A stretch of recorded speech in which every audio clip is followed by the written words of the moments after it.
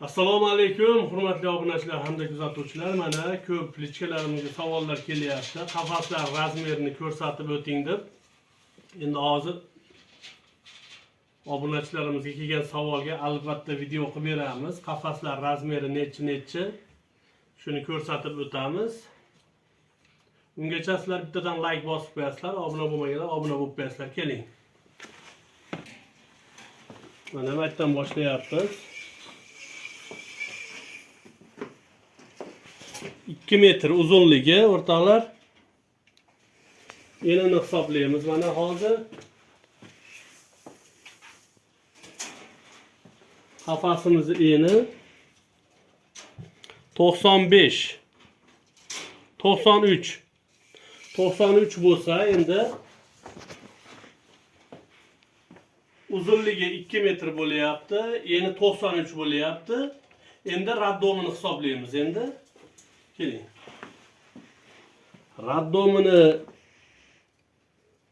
uzunligi 40 bo'lyapti, eniga bo'lsa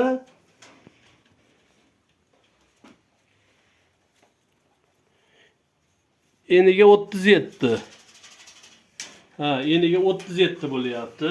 Yaxshilab e'tibor beramiz o'rtoqlar. Mana bu raddomgacha yashash joyi 55 bo'lyapti. 55. Mana endi hozir bu qafasimizda mana mana ko'rsating. Mana bu o'zi ochilib yopiladi manosi.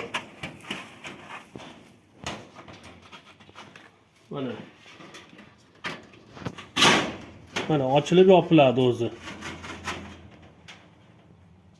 Tug'ishga yaqin ochib qo'yilaveradi. Shu albatta shunaqa qafaslardan olgan yaxshi rossiyskiy setkalardan, mana qalin setka. Hozir bu taglarini ham ko'rsatib o'tamiz. Quyonni turish tagini. Mana ko'rsating. Taglari qalin.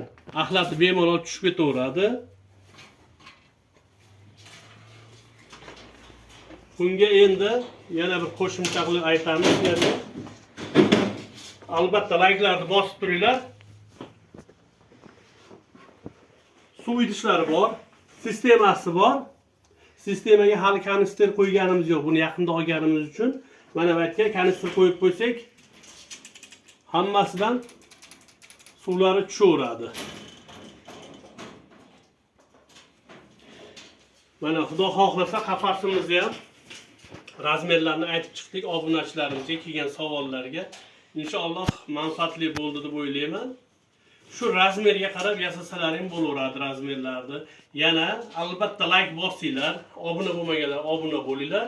Qanday savollar bo'lsa, bemalol kommentariyada yozaverasizlar. Keyingi videolarimizga qanaqa videolar qilib chiqsak bo'ladi. Yangi quyonchilar albatta sizlarga bu. Hammalaringga rahmat. Sog' salomat bo'linglar.